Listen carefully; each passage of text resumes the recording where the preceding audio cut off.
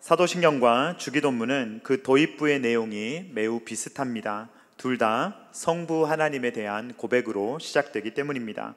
사도신경은 전능하사 천지를 만드신 하나님 아버지를 내가 믿사오며 라고 시작되며, 주기도문은 하늘에 계신 우리 아버지여 라고 시작됩니다. 표현은 약간 다르지만 내용은 같습니다. 앞부분은 하나님의 초월성에 대해서 하늘에 계신다, 그 말은 전능하시다 그 말이죠. 그리고 뒷부분은 하나님 아버지시다, 하나님은 아버지시다 라는 것을 고백합니다. 앞부분은 초월성, 뒷부분은 내재성을 고백하고 있다라는 것입니다. 이처럼 사도신경과 주기도문은 성부 하나님에 대해서 동일한 내용을 고백하고 있습니다.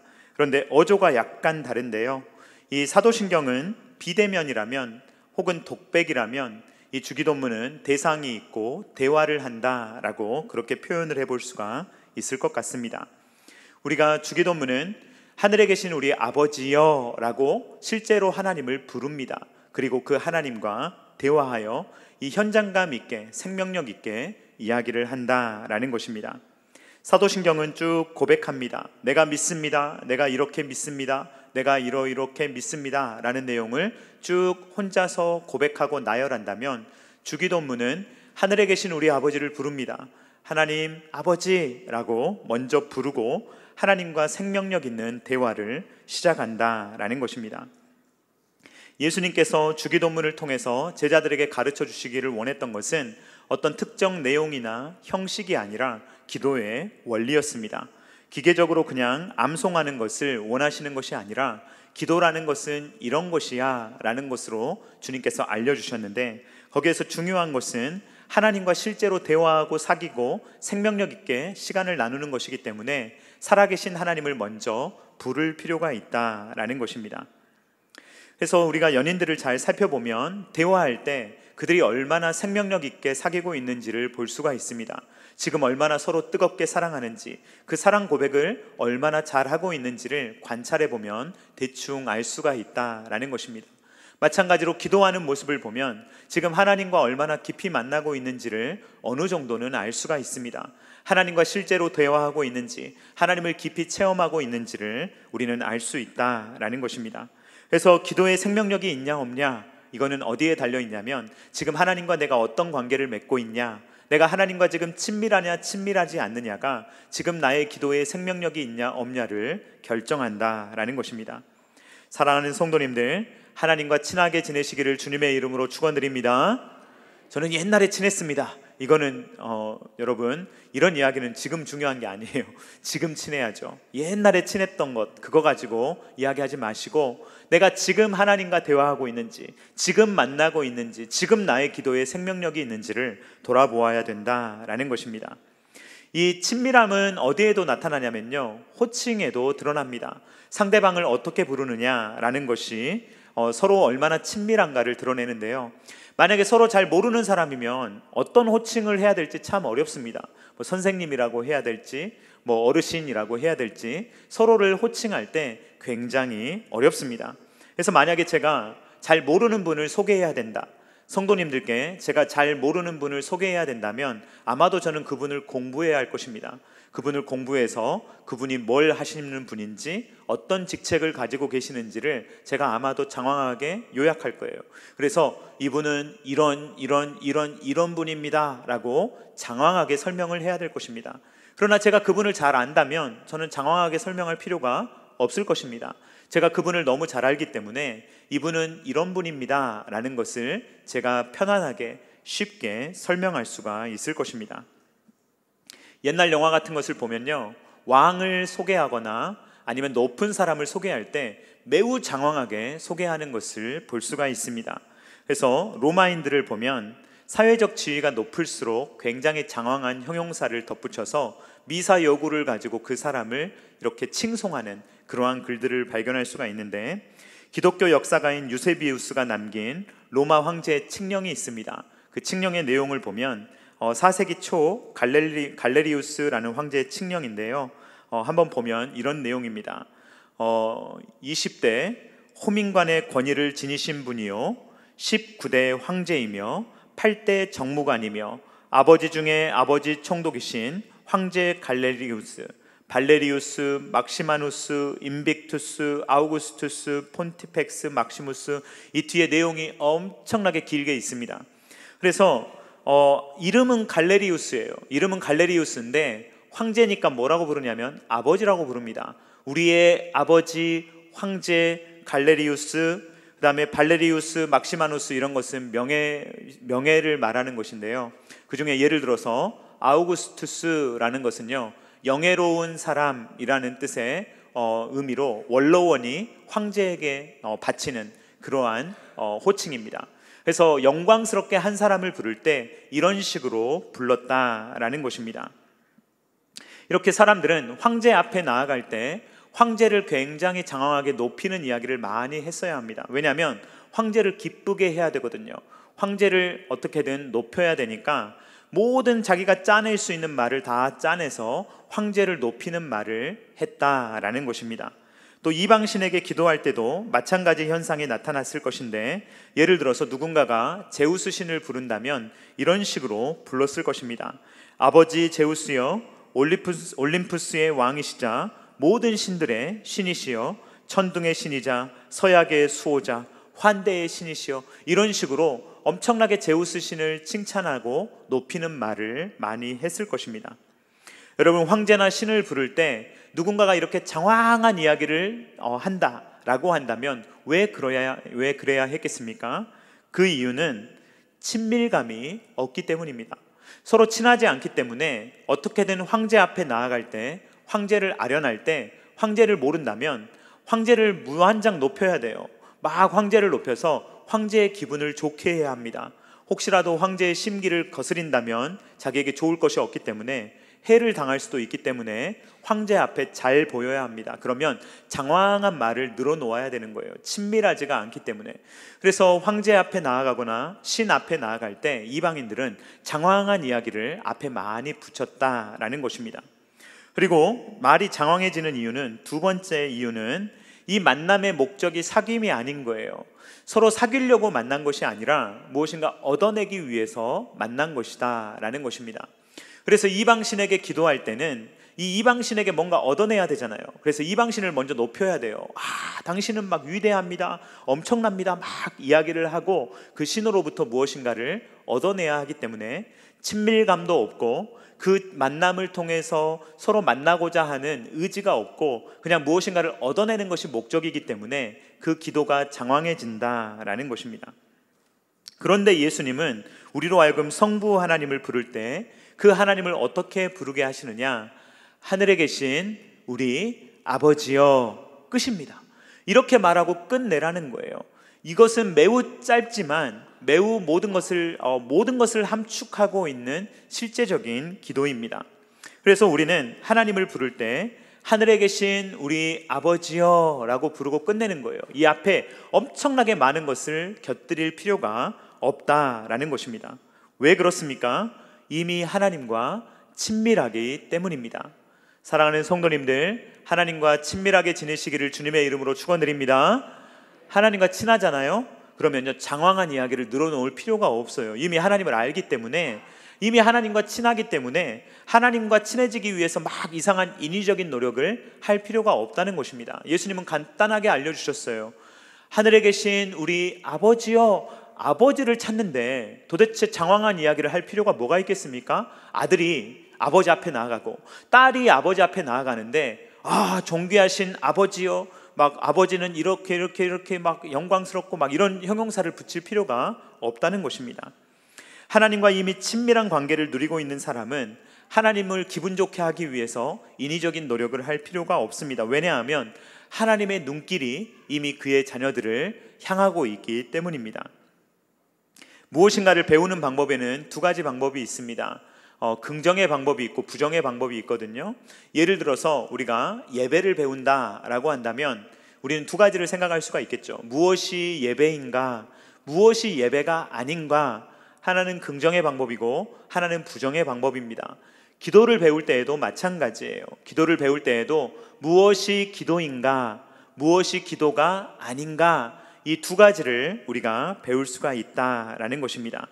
그래서 예수님께서는 이 누가복음에서 말씀을 이 주기도문을 주실 때에는 이 배경을 알려주셨어요. 주기도문을 어떤 배경에서 주셨는가라는 것이 기록되어 있는데, 이 마태복음 6장에 보면은 이 마태복음 6장에는 무엇이 기도인가, 무엇이 기도가 아닌가라는 것을 담고 있다라는 것입니다. 그래서 예수님께서 먼저 기도가 아닌 걸 알려주시는데, 첫 번째로 예수님께서 부정하셨던 기도, 이것은 기도가 아니다라고 알려주신 것은 유대교가 했던 기도, 유대인들이 했던 기도입니다. 이러한 기도는 어떤 기도냐?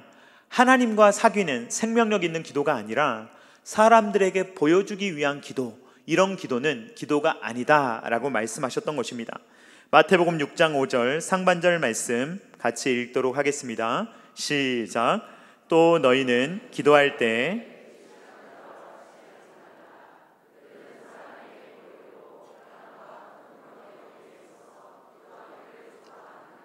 아멘. 여러분, 기도는 누구한테 하는 것입니까? 하나님께 하는 것이죠. 누구를 사귀는 것입니까? 하나님을 사귀는 것이죠. 그런데 이상하게도 기도를 하는데 하나님은 없어요. 하나님은 없고 누구에게 보여주기 위해서 한다고요? 사람에게 보여주기 위해서 하는 기도도 있다라는 것입니다.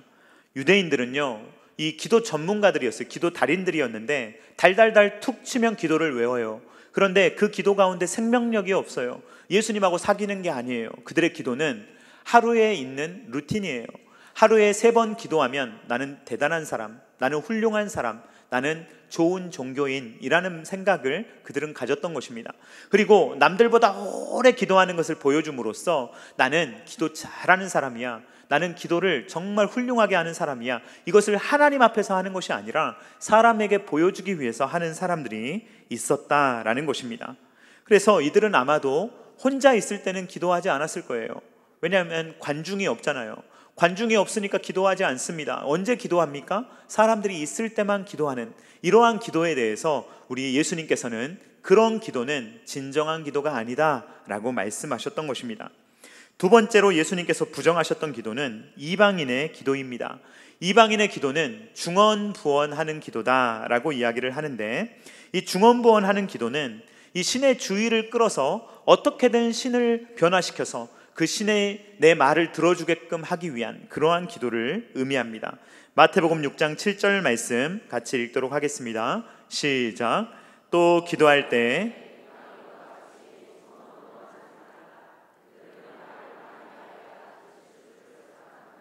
아멘. 그들은 말을 많이 해야 들을 줄로 생각하기 때문에 할 말은 없는데, 이 살아계신 하나님과 지금 교제하는 건 아니에요. 그런데 어떻게든 내 말을 들어주도록 만들어야 되기 때문에 계속 똑같은 말을 반복하는 거예요. 주세요, 주세요, 주세요, 이런 걸 반복한다든지, 이런 걸 반복해서 어떻게든 신을 감동시키려고 하는 것입니다.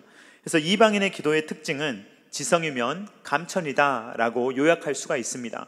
물론 우리는 하나님 앞에 기도할 때 간절하게 기도해야 합니다. 그런데 여기에서 말하는 지성이면 감천이다라는 말은 얼마든지 내가 신을 구워 삶을 수 있다는 것이죠. 내가 신을 지겹게 만들든 질리게 만들든 어떻게든 신에게 땡깡을 부려서라도 신을 변화시켜서 신이 내 말을 들어주게 만들 거야. 내가 엄청 노력하면 신도 감동하겠지. 내 말을 들어줄 수밖에 없을 거야 라는 식의 기도가 바로 이방인의 기도다라는 것입니다. 엘리야 선지자가 대결을 벌였던 450인의 바알 선지자들을 보면 이방인의 기도를 정확하게 알 수가 있습니다. 이들의 기도를 보면 1단계의 기도는 뭐냐면요, 재물을 잔뜩 준비해요. 이 신이 좋아할 만한, 신을 감동시킬 만한 재물을 완전히 잘 준비합니다. 그리고 나서 신의 이름을 불러요. 바알 했겠죠. 바알의 이름을 부르면서 이렇게 많이 차려놨습니다. 잘하지 않았습니까? 좀 이거 보고 좀 감동을 받으십시오 라고 막 바알을 불러요. 그런데 만약에 1단계의 신이 반응하지 않는다 그러면요 2단계로 넘어갑니다. 이 정도에 안 움직이네. 그러면 그 다음 단계로 가야지. 내가 더 나를 집중하게 만들어야지. 그러면서 어떻게 하냐면요, 제단 주위에서 신나게 뛰놀아요. 막 춤을 추고 하면서 신의 주의를 끕니다. 그래서 신이 내가 이 정도로 노력하면, 내가 이 정도로 신 앞에서 막 열정적으로 땀을 흘리고 막 이렇게 열심히 하면 신이 들어줄 수밖에 없겠지라고 생각을 하는 것입니다. 그런데도 신이 반응하지 않는다. 그러면 3단계로 넘어갑니다. 3단계는요, 막 목소리를 엄청 크게 높이고요. 그리고 어떻게 하냐면 자해합니다. 자기를 자해하고 피를 내면서 내가 이렇게까지 하는데 내 기도를 안 들어준다고요? 라고 하면서 신의 주의를 끄는 것입니다. 열왕기상 18장 28절로 29절 말씀 같이 읽도록 하겠습니다. 시작. 이에 그들이 큰 소리로 부르고 그들의 규례를 따라 피가 흐르기까지 칼과 창으로 그들의 몸을 상하게 하더라. 이같이 하여 정오가 지났고 그들이 미친 듯이 떠들어 저녁 소재 드릴 때까지 이르렀으나 아무 소리도 없고 응답하는 자나 돌아보는 자가 아무도 없더라. 아멘. 이방인들을 섬겼던 사람들을 보면요, 두 팔 사이에 상처를 갖고 있는 경우가 많았습니다. 그러니까 이렇게 해야 하는 거죠. 자기를 어떻게든 자기를 해해서 신 앞에서 내가 이렇게까지 합니다, 제발 내 말 좀 들어주십시오. 심지어 어떤 사람들은 자식을 제물로 드리기도 했어요. 내가 가장 아끼는 자식을 드리는데도 제 기도를 안 들어주시겠습니까? 라고 이방신에게 나아가는 사람들이 있었다는 것입니다. 이들의 기도는 뭐냐면요, 우리가 신을 감동시키면 신을 변화시킬 수 있다는 거예요. 그래서 이방인들의 기도는 우리가 하는 기도가 되어서는 안 된다라는 것입니다. 여러분, 이방인들의 기도에 이방 신과의 친밀감이 있습니까? 없습니까? 친밀감이 없어요. 생명력이 있습니까? 없습니까? 생명력이 없어요. 그런 기도는 죽어있는 기도입니다. 그냥 내가 원하는 걸 이루기 위해서 나 혼자 바라가는 것이지 사실 신과 어떤 대화를 나누는 것이 절대로 아닙니다. 그냥 인간이 노력하는 거예요. 자기의 노력으로 무엇인가를 이루는 하나의 방편이 기도가 되었을 뿐이다 라는 것입니다. 그런데 예수님이 가르쳐 주신 기도는 완전히 다릅니다. 예수님께서 가르쳐 주신 기도는 외식하는 기도가 아니에요. 내 뜻을 관철시키는 기도가 아닙니다. 오히려 나를 꿇어 굴복시켜서 하나님의 비전에 나의 비전을 맞추는 것이 예수님이 가르쳐 주신 기도예요. 그래서 기도는 사람에게 보여주려는 기도가 아닙니다. 사귐의 기도예요. 하나님과 사귀는 기도, 그리고 하나님의 뜻에 나를 자꾸만 맞추는 기도, 그것이 바로 예수님께서 가르쳐 주시는 기도다라는 것입니다. 여러분, 간구 있잖아요. 간구, 내가 원하는 것을 구하는 것, 그것도 기도입니다. 그런데 기도는 훨씬 더 큰 거예요. 기도 안에 간구가 들어있는 것입니다. 그런데 간구가 기도라면 사실 우리는 기도할 필요가 없습니다. 왜 그렇습니까? 여러분, 하나님은 전지전능하신 분이십니까? 맞습니까? 저희들이 필요한 거 하나님이 아십니까? 모르십니까? 아시죠? 하나님은 우리의 어떤 분이시? 하나님은 우리의 무엇입니까? 아버지시죠? 그러면 아버지가 필요한 거 다 아세요. 그러면 주실까요? 안 주실까요?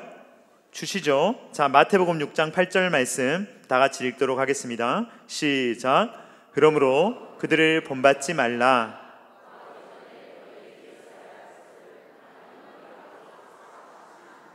지금 예수님께서 주기도문 가르쳐주기 직전에 이런 말씀을 하셨어요. 기도를 가르쳐주기는 하시는데 하나님은 이미 너희가 필요한 건 뭐든지 다 알고 계신다라는 거예요. 그런데 기도하라는 거예요.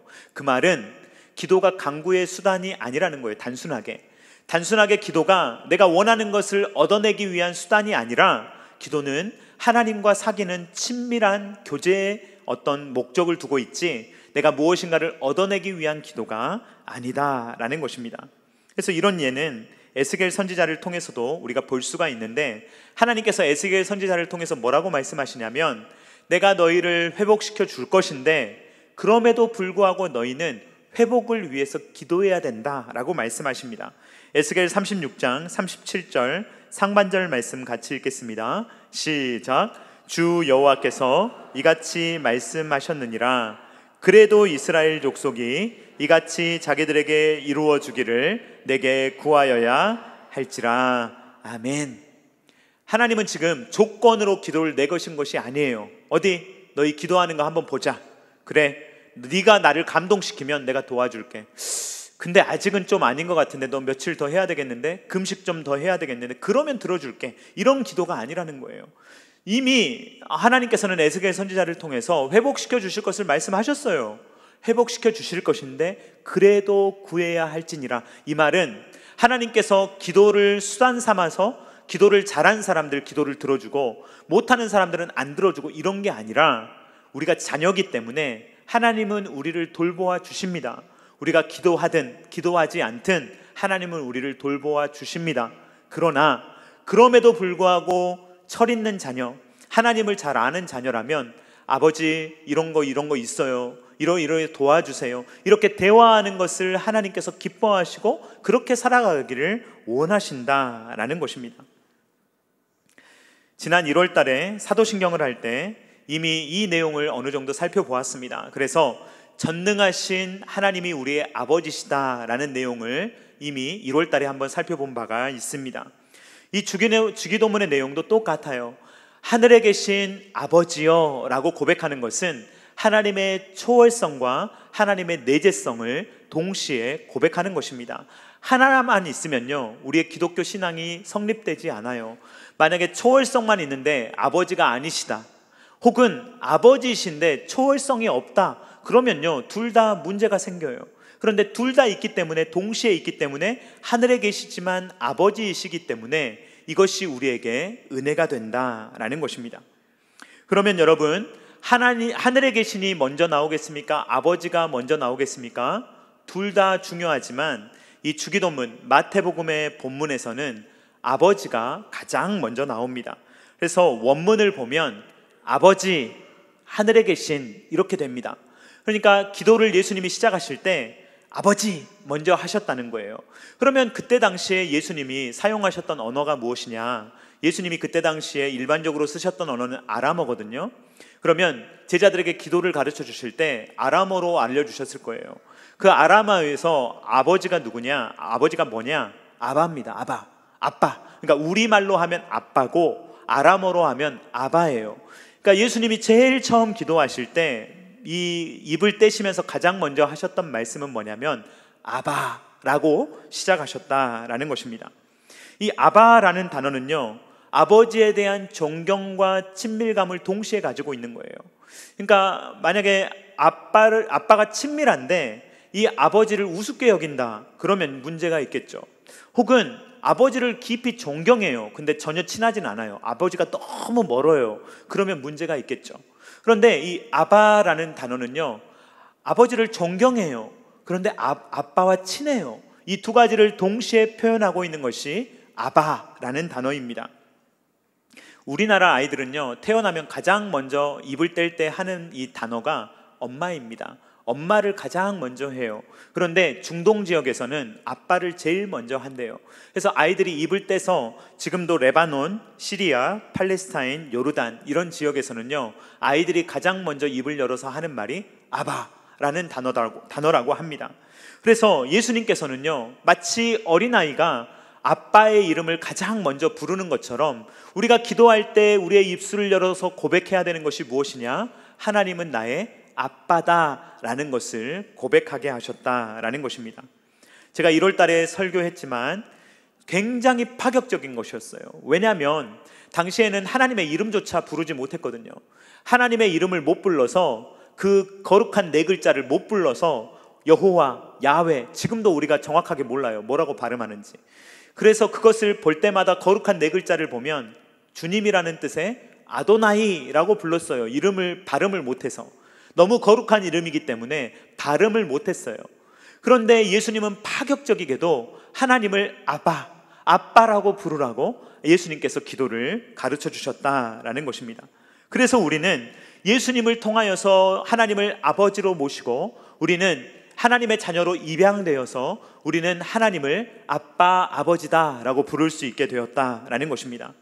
요한복음 1장 12절 말씀 같이 읽도록 하겠습니다. 시작. 영접하는 자 곧 그 이름을 믿는 자들에게는 하나님의 자녀가 되는 권세를 주셨으니. 아멘. 이 말씀을 믿으시기를 주님의 이름으로 축원드립니다. 그러면 하나님이 우리의 무엇이 되세요? 아빠가 되신다는 거예요. 아빠, 아버지가 되신다라는 것입니다. 예수님도 하나님을 아버지라고 부르셨어요. 그리고 제자들에게도 너희 아버지시다, 나의 아버지가 너의 아버지시다 라고 예수님이 말씀하십니다. 요한복음 20장 17절 말씀 같이 읽도록 하겠습니다. 시작. 예수께서 이르시되 나를 붙들지 말라. 내가 아직 아버지께로 올라가지 아니하였노라. 너는 내 형제들에게 가서 이르되 내가 내 아버지 곧 너희 아버지 내 하나님 곧 너희 하나님께로 올라간다 하라 하시니 아멘. 나의 아버지 나의 하나님이 곧 너의 아버지 너의 하나님이시다 라고 예수님께서 알려주시면서, 예수님은 기도할 때마다 아바 아바 하면서 생명력 있는 기도를 하셨고, 제자들에게도 그냥 암송하는 기도, 시간에 딱 되어서 하는 기도, 그냥 기계적인 기도 하지 말고 너희들도 하나님을 아바라고 부르면서 생명력 있는 기도를 하라고 알려주셨다라는 것입니다. 여기에서 제가 한 가지 짚고 넘어가야 될 것이 있는데, 그것은 하나님 아버지와 인간 아버지가 다르다라는 것입니다. 물론 유사한 면이 있어요. 유사한 면이 있지만 제가 말씀드리는 것은 인간 아버지에게는 한계가 있다라는 것입니다. 종종 제가 성도님들을 만나서 이렇게 대화를 하다 보면 깊이 있는 이야기를 할 때가 있습니다. 그럴 때 어떤 분들은 저한테 그런 말씀을 하세요. 하나님이 아버지시라서 좀 가까이 가기가 어렵습니다 라고 이야기하시는 분이 있어요. 왜 그러냐면 육신의 아버지하고 좀 멀었던 거예요. 육신의 아버지가 워낙 무서웠고 육신의 아버지하고 친밀하게 지내본 적이 없으니까 하나님을 아버지로 부를 때 친밀하게 느껴지지가 않는 것이죠. 그러나 사랑하는 성도님들, 하나님 아버지는 우리 육신의 아버지보다 비교할 수 없을 정도로 좋은 분임을 믿으시기를 바랍니다. 육신의 아버지도 좋아요. 그러나 하나님 아버지는 훨씬 더 좋은 분이시다라는 것입니다. 예수님은요, 당시에 하나님 아버지의 모습을 설명하는데 엄청나게 파격적인 그러한 표현을 사용하십니다. 뭐냐면 우리도 얼마 전까지만 해도 얼마나 가부장적인 사회였습니까? 그런데 2000년 전에 이 유대 땅이라는 그 지역은요, 정말 가부장적인 사회였어요. 남성 중심의 사회일 뿐만 아니라 아버지 중심의 사회였습니다. 아버지가 자식을 살릴 권한도 있고 죽일 권한도 있는 그러한 시대를 살아가고 있었던 것이 바로 예수님이 살아가던 시대였어요. 근데 예수님께서는 아버지상, 그때 당시에 그 가부장적인 사회에서 아버지의 모습을 설명하시면서 이 탕자의 아버지에 대해서 설명하시면서, 실은 탕자의 아버지가 탕부다, 아버지야말로 허비하시는 분이다 라는 이미지를 예수님께서 설명하십니다.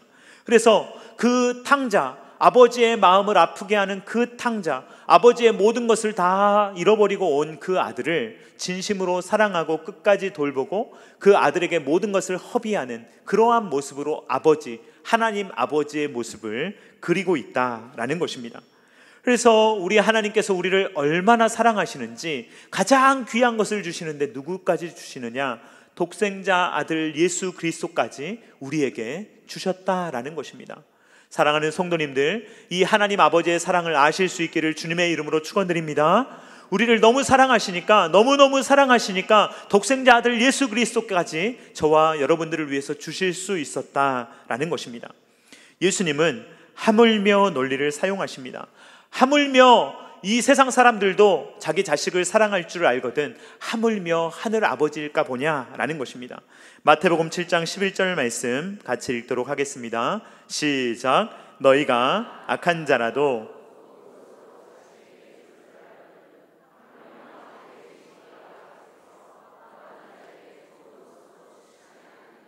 아멘. 이 말씀을 믿으시기를 주님의 이름으로 축원드립니다. 하나님은 여러분들에게 주실 줄로 믿습니다. 왜냐하면 아버지시니까요. 여러분, 인간 아버지도 자식에게 좋은 걸 줄 줄 압니다. 저도 자녀에게 좋은 거 주고 싶어요. 늘 제가 가지고 있는 거 최선을 다해서 주고 싶습니다. 하물며 하늘 아버지가 주시지 않겠느냐라는 것입니다. 그래서 우리는 하나님은 나의 아버지시구나 라는 것을 늘 고백할 수 있어야 된다라는 것입니다. 그런데 그 아버지가 어디에 계시느냐? 땅에 계신 것이 아니라 어디에 계신다고요? 하늘에 계시는 줄로 믿습니다. 전능하신 분인 줄로 믿습니다. 모든 것을 능히 하실 수 있는 분인 줄로 믿습니다. 저에게도 두 딸이 있습니다. 저도 아버지로서요, 잘해주고 싶어요. 이제 자녀들이 자라면서 그런 걸 이제 경험하지 않습니까? 부모님이 커 보이죠. 어렸을 때는 아빠 엄마가 커 보입니다. 다 해줄 수 있을 것 같아요. 그래서 웬만한 건 사실 해줄 수 있습니다. 아이들이 어릴 때는요. 예를 들어서 제가 제 딸하고 다이소 가면요, 원하는 거 다 사줄 수 있어요. 그런데 자녀가 커가면 문제가 생깁니다. 자녀가 커가면요, 우리 엄마 아빠가 생각보다 크지 않구나라는 것을 깨닫게 됩니다. 만약에 자녀가 이제 성인이 돼서 저한테 집을 사달라 그러면 제가 어떻게 하겠습니까? 모르겠습니다. 어디 시골에 있는 집은 사줄 수 있을지 모르겠지만 여러분, 웬만한 집을 어떻게 사주겠습니까? 그러니까 인간의 아버지는요, 인간의 어머니는 약한 거예요. 해줄 수 있는데 한계가 있는 거예요. 그래서 인간의 부모는요, 이 땅에 있기 때문에 우리에게는 한계가 있습니다. 그러나 하늘에 계신 아버지에게는 한계가 있습니까? 없습니까? 한계가 없는 줄로 믿습니다. 그것이 하늘에 계시다는 것을 고백하는 거예요. 여러분들이 믿는 하나님은 얼마나 크신 분입니까? 얼마나 위대하신 분입니까? 얼마나 대단하신 분입니까? 제가 아직 읽지는 못했는데요, 이 책을 제가 이제 사서 보려고 하는데, J.B. 필립스라는 분이 쓴 책이 있습니다. 내 하나님은 너무 작다. 이게 책 제목이에요. 당신의 하나님은 너무 작다. 그러니까 하나님은 크신 분인데 그 하나님의 크기를 자기가 몰라서 제한해 버리는 거예요. 만약에 아버지가 굉장히 부유하신 분인데 자녀가 그걸 몰라요. 그래서 자기가 뭘 배우고 싶은 게 있어요. 근데 말을 못해요. 이 아버지가 너무 부담스러워 하시겠지? 아버지가 나 이 정도는 못 도와주시겠지? 스스로 자기가 생각을 제한해 버리고 아버지한테 말을 안 해요. 그러면 아버지는 못 도와주죠. 자녀가 말을 안 하는데. 그래서 우리가 스스로 하나님을 너무 작게 만들어 버리고, 하나님이 이런 것까지 도와주진 않으실 거야, 하나님이 도와주시긴 도와주실지 몰라도 이 정도까지는 안 되겠지라고 내 스스로 하나님을 작게 축소시켜 버리는, 이것이야말로 하늘에 계신이라는 것을 고백하면서도 하나님을 작게 만들어 버리는, 내 틀 안에 하나님을 가둬버리는 어리석은 생각이다라는 것입니다. 사랑하는 성도님들, 성경의 하나님을 믿으실 수 있기를 주님의 이름으로 축원드립니다. 성경의 하나님은 작은 분이 아니에요. 하나님은 하늘에 계신 분입니다. 이 세상 천지 만물을 창조하신 분이십니다. 저와 여러분들을 능히 죄와 사망의 권세에서 건져내시는 분입니다.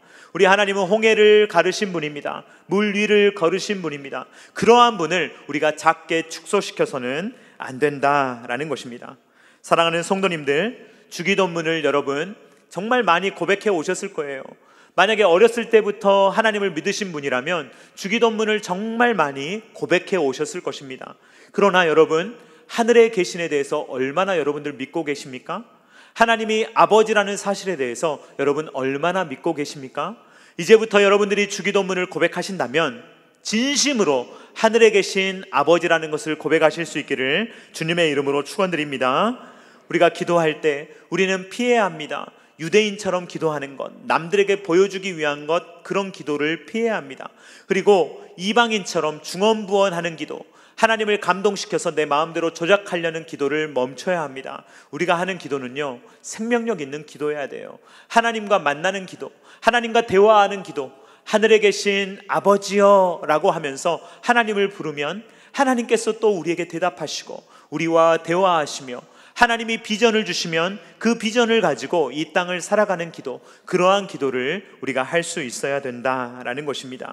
앞으로 남은 여생을 살아가실 때 정말로 생명력 있는 기도, 하나님과 사귀는 기도, 하나님의 비전이 나의 비전이 되는 그러한 기도를 하시며 살아갈 수 있는 저와 사랑하는 성도님들 다 되실 수 있기를 주님의 이름으로 축원드립니다. 우리 같이 찬양하도록 하겠습니다. 아바 아버지, 우리가 같이 찬양합니다.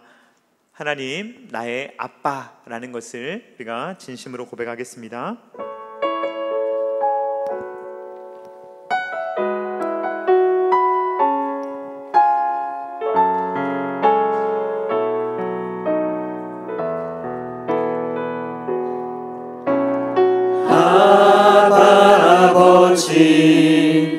아바 아버지, 나를 안으시고 바라보시는 아바 아버지, 아바 아버지, 아바 아버지, 나를 도우시고 힘주시는 아버지.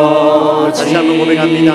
아바 아버지, 아바 아버지, 아바 아버지, 나를 안으시고 바라보시는 아바 아버지, 아바 아버지, 아바 아버지, 나를 도우시고 힘주시는 아버지. 주는 내 마음을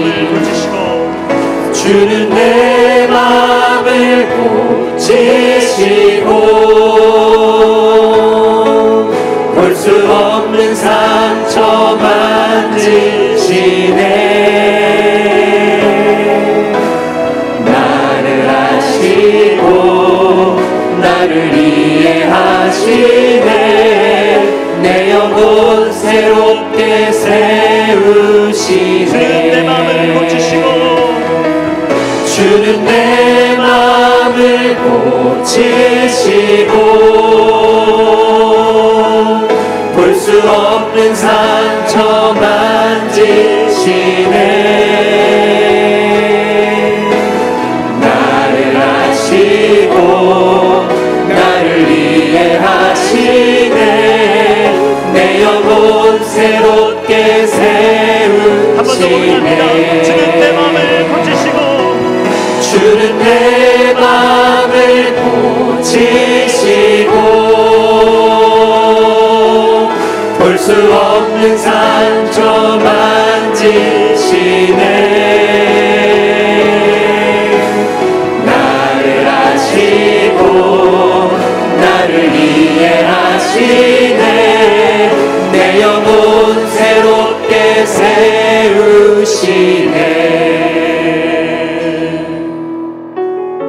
이 시간에 우리가 같이 기도하기를 원합니다. 여러분, 주기도문을 고백할 때마다, 사도신경을 고백할 때마다 전능하신 아버지, 하늘에 계신 아버지를 우리가 늘 고백합니다. 그러나 우리는 하나님을 우리의 테두리 안에 가둘 때가 많습니다.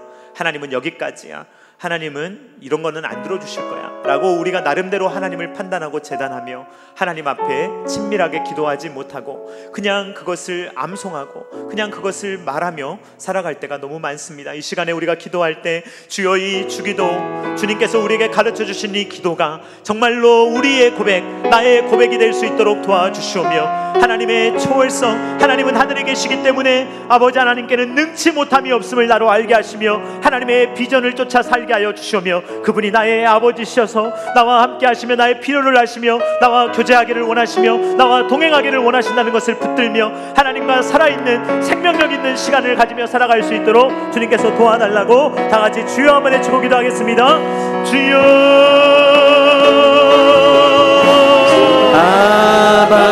아버지, 아버지, 나를 안으시고 바라보시는 아버지,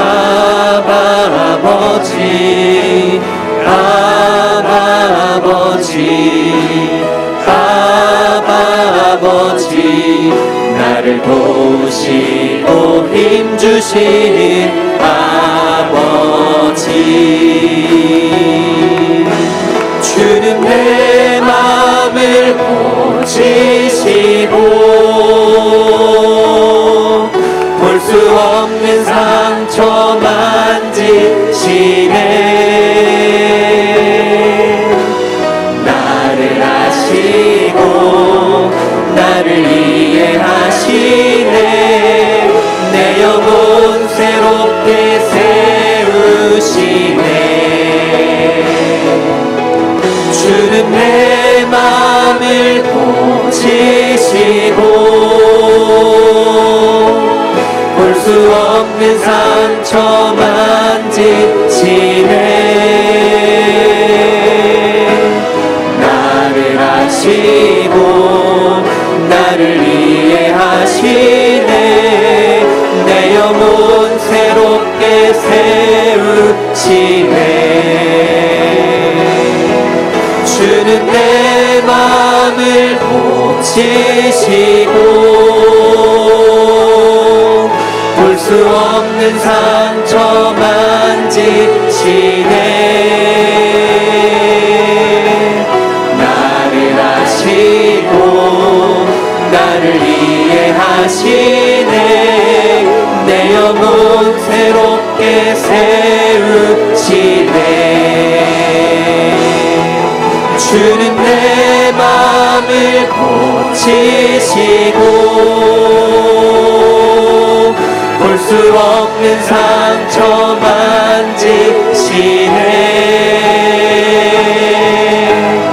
나를 아시고 나를 이해하시네. 내 영혼 새롭게 세우시네. 사랑하는 하나님 아버지, 감사를 드립니다. 우리가 주님께서 알려주신, 예수님께서 알려주신 주기도문을 배울 수 있도록 인도하여 주시니 감사합니다. 주님, 혹여나 우리의 기도 생활이 유대인과 같은 면이 있다면 습관적으로 시간에 맞춰서 오래 기도하지만 남에게 보여주기 위해서 하나님은 만나지 못하고 생명력 없는 기도를 하고 있다면 주님, 그러한 기도의 시간이 주님 변화될 수 있도록 주님께서 함께하여 주시옵소서. 하늘에 계신 우리 아버지여 라고 부를 때 주님께서 들으시고 응답하시는 기도, 주님을 만나는 기도, 생명력 있는 기도를 하며 살아갈 수 있도록 주님께서 함께하여 주시옵소서. 주님, 혹여나 우리가 기도하면서 이방인처럼 기도하고 있진 않습니까? 중언부언하면서 하나님을 어떻게든 감동시켜서 어떻게든 하나님께 모든 것들을 주님 맡길 때 주님 어떻게든 하나님을 변화시키려고 내가 변화되는 것이 아니라 하나님을 어떻게든 감동시켜 무엇인가를 하게 하려는 그러한 기도를 하고 있지는 않습니까? 그런 이방인의 기도를 멈출 수 있도록 도와주시고 하나님의 뜻에 나의 뜻을 맞추는 기도를 할 수 있도록 주님께서 함께하여 주시옵소서. 주님, 하늘에 계신을 고백할 때마다 그것이 우리의 고백이 되기를 원합니다. 전능하사라고 고백할 때마다 그것이 우리의 고백이 되기를 원합니다. 하나님을 작게 만들지 않도록, 하나님을 축소시키지 않도록, 내 생각의 틀에 하나님을 가두지 않도록 주여 역사하여 주시옵소서. 하나님께는 능치 못하심이 없음을 우리로 하여금 깨닫게 하여 주시오며 하나님께 무엇이든 구하며 살아갈 수 있는 하나님의 사람들이 되게 하여 주시옵소서. 그 하나님의 아버지이심을 고백합니다. 아빠라고 고백합니다. 아빠 하나님, 우리와 함께 하시고 우리를 돌보고 계시고 하나님께서 우리와 함께하고 계시는 줄로 믿습니다. 그 하나님께 기대입니다. 그 하나님께 안깁니다. 주님, 아버지이신 아버지 하나님, 우리를 안아주시옵소서. 우리의 손을 붙들어 주시옵소서. 업어주시옵소서. 주여, 우리와 동행하여 주시옵소서. 그리하여서 그 하늘에 계신 하나님께서 아버지 되셔서 나와 함께 하심을 주님 늘 경험하며 맛보며 살아갈 수 있도록 우리와 동행하여 주시옵소서. 이제는 우리 구주 예수 그리스도의 십자가의 무한하신 은혜와 독생자 아들을 아낌없이 내어주신 성부 하나님의 사랑하심과 성령 하나님의 감동 감화 역사 교통하심이, 하나님은 우리의 아빠 아버지이시며 하늘에 계셔 전능하시며 들어주실 수 없는 기도가 없다는 것을 기억하며 아빠 아버지께, 하늘의 아버지께 모든 것을 맡기며 하나님을 맛보며 기도할 때마다 생명력 있는 기도를 하며 하나님과 깊이 사귀며 살아계신 하나님을 맛보며 살아가기를 원하는 사랑하는 모든 주의 자녀들의 머리 위에와 각 가정과 주님께서 피로 값주고 사신 첨단 계라시교회 위에와 조국과 세계 열방 가운데 이제로부터 영원토록 함께 있기를 간절히 축원하옵나이다. 아멘.